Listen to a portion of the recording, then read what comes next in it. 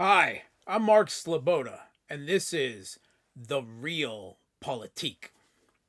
Since the West-backed Maidan Putsch seized power in Ukraine in 2014, they have embarked on a massive De-Russification and Pro-Banderization campaign, tearing down statues and monuments, replacing plaques, and renaming towns and streets everywhere, getting rid of anything dedicated to Russians and Soviets, and frequently erecting honors and memorials to World War II-era West Ukrainian Nazi collaborators, who are glorified for fighting those Russians and communists, despite their bloody massacres of Ukrainian Jews, Poles, Hungarians, Russians, and leftists in their place. But this policy has been accelerated even further in recent days, as Zelensky has recently put into force directives that Ukraine must be completely de-Russified by the end of the year. A Ukraine where before the West-backed Maidan Putsch in 2014,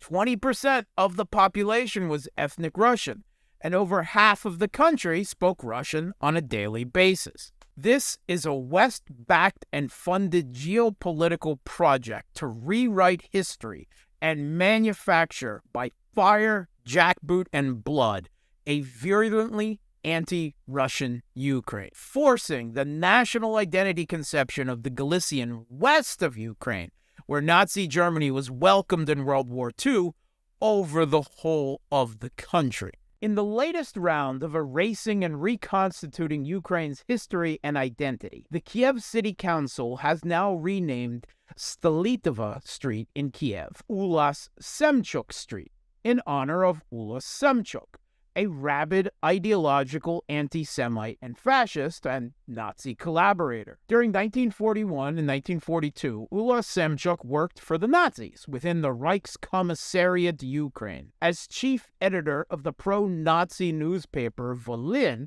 in Rovno in West Ukraine.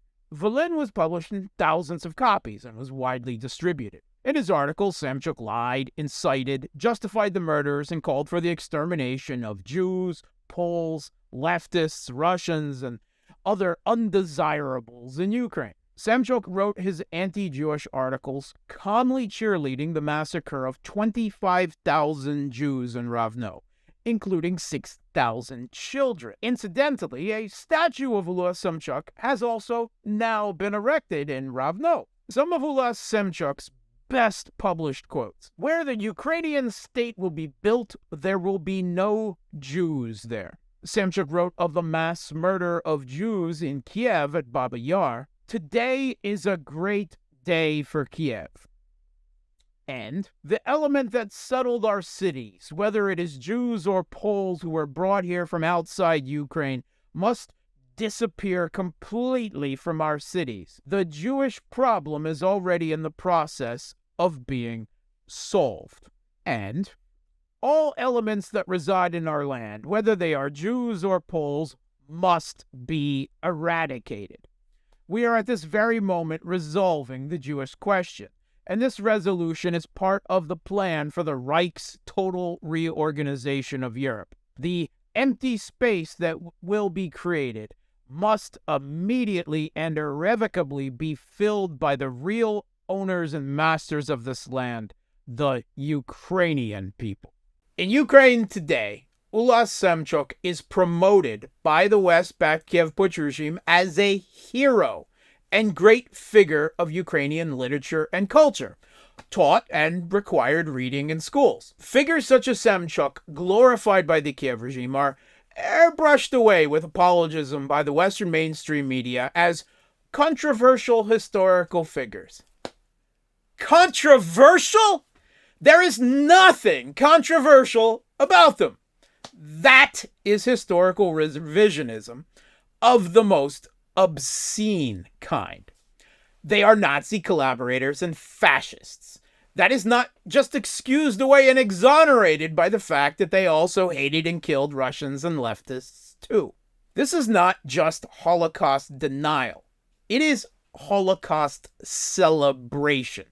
Israel and the Simon Wiesenthal Center, among others, have repeatedly condemned this systemic and state-promoted glorification and heroization of World War II-era Nazi collaborators, war criminals, and Holocaust perpetrators like Stepan Bandera, Roman Shukovich, and many, many others by the West-backed Kiev Putsch Regime in Ukraine. The Israeli ambassador to Ukraine has quietly, but officially, asked the Kiev regime to remove Ulas Samchuk and other Nazi collaborators and Holocaust perpetrators from its list of heroes and stop glorifying them, to no avail. But in the end, geopolitics trumps history and memory of the Holocaust. I guess. This is the Ukraine that the West is supporting and building in Ukraine. The Ukraine of Ulas Samchuk.